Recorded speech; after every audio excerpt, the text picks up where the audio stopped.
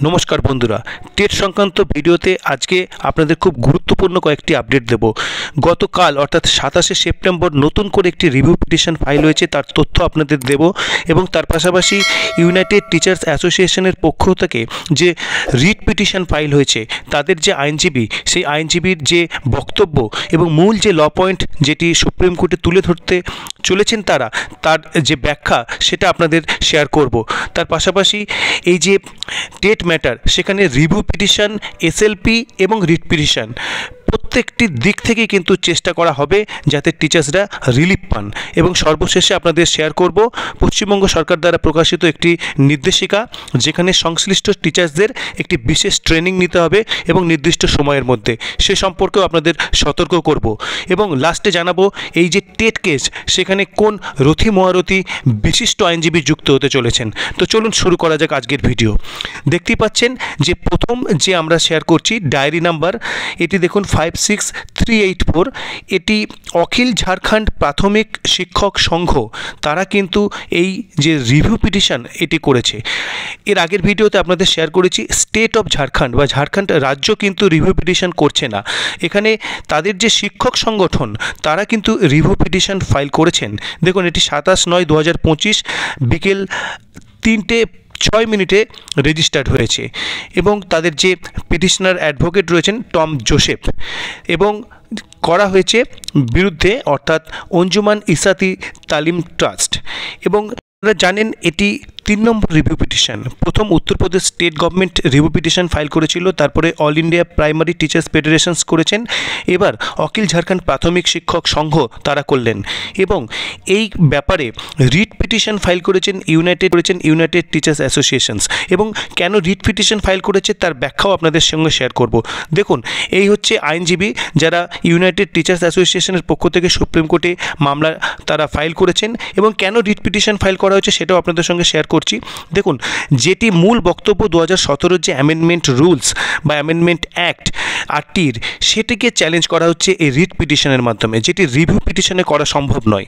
অর্থাৎ মূল যে সমস্যার গোড়া লুকিয়ে রয়েছে এই 2017 যে অ্যামেন্ডমেন্ট যেখানে বলা হয়েছিল 2015 থেকে 2019 সেখানে ইন পজিশন সমস্ত টিচার্সদের রিকোয়ার্ড কোয়ালিফিকেশনস অর্জন করতে হবে এবং এই অ্যামেন্ডমেন্টকে চ্যালেঞ্জ করেই কিন্তু এই রিট পিটিশন ফাইল করা হচ্ছে। সেই জন্য এই রিট পিটিশনের গুরুত্ব খুব বেশি। তার পাশাপাশি আপনাদের শেয়ার করব যেটি শোনা যাচ্ছে উত্তরাখণ্ড সরকার তারাও কিন্তু এসএলপি ফাইল করছেন, স্পেশাল লিভ পিটিশন, অর্থাৎ রিভিউ পিটিশন নয়। অর্থাৎ রিভিউ পিটিশনে যেটি শোনা যায় যে অনেক ক্ষেত্রে যে মূল যে নির্দেশিকা বা অর্ডার তার যে চেঞ্জ হওয়ার সম্ভাবনা কিছুটা কম থাকে, সেক্ষেত্রে রিট পিটিশন বা স্পেশাল লিভ পিটিশন এই যে এসএলপি এগুলির ভূমিকা অনেক গুরুত্বপূর্ণ হতে চলেছে বলে ধারণা করা হচ্ছে। তো দেখা যাক এদের যে বক্তব্য সেটি কি। এনারা যেটা বলছেন যে সুপ্রিম কোর্টের একটি ডিসিশনস রয়েছে খুব recent, once the appointment process has started it can't be changed later. অর্থাৎ একবার অ্যাপয়েন্টমেন্ট প্রসেস শুরু হয়ে গেলে সেটি পরে চেঞ্জ করা যাবে না। অর্থাৎ যে অ্যাপয়েন্টমেন্ট প্রসেস বা যে যোগ্যতা মানের ভিত্তিতে নিয়োগ প্রাপ্ত হয়েছিলেন 2010-এর আগে নিয়োগপ্রাপ্ত টিচাররা সেটি পরবর্তীকালে হঠাৎ করে চেঞ্জ করা যাবে না।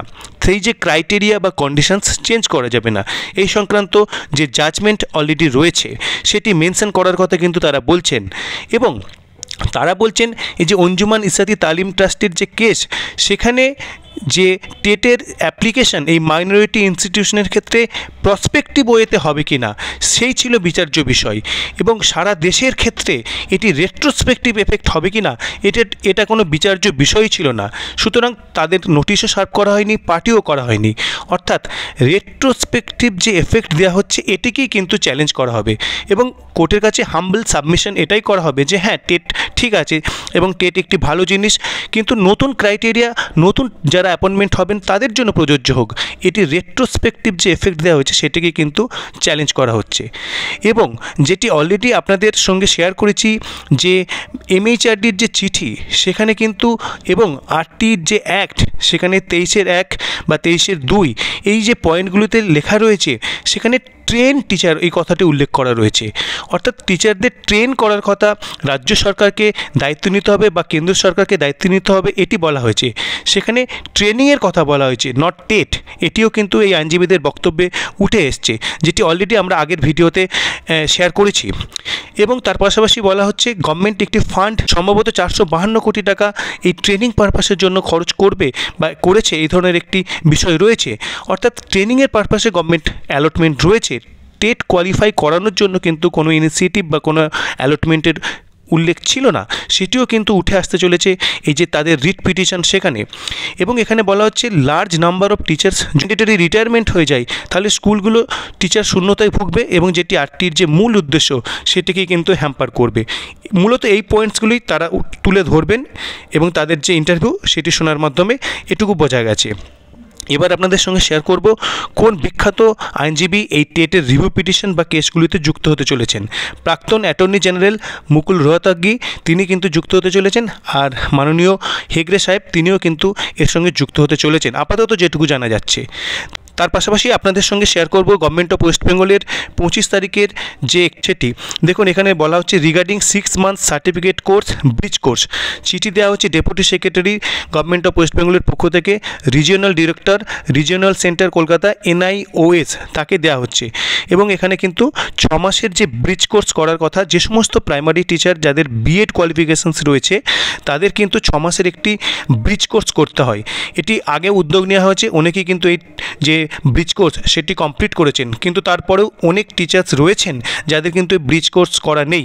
তাদের যে নামের লিস্ট কিন্তু পাঠানো হয়েছে, তারা এই ব্রিজ কোর্স অবশ্যই কিন্তু টাইমের মধ্যে করবেন। এবং বাকি যারা টিচার রয়েছেন তাদের বলার, যাদের DLED নেই বা এই ধরনের কোনো ট্রেনিং ল্যাক রয়েছে তারা অবশ্যই সংশ্লিষ্ট DPSC বা অথরিটির সঙ্গে যোগাযোগ করুন এবং অ্যাপ্লিকেশন দিন যাতে আপনাদের প্রয়োজনীয় ট্রেনিং গভর্নমেন্টের উদ্যোগে কমপ্লিট করানো হয়। তো মোটামুটি এই ছিল আজকের আপডেট।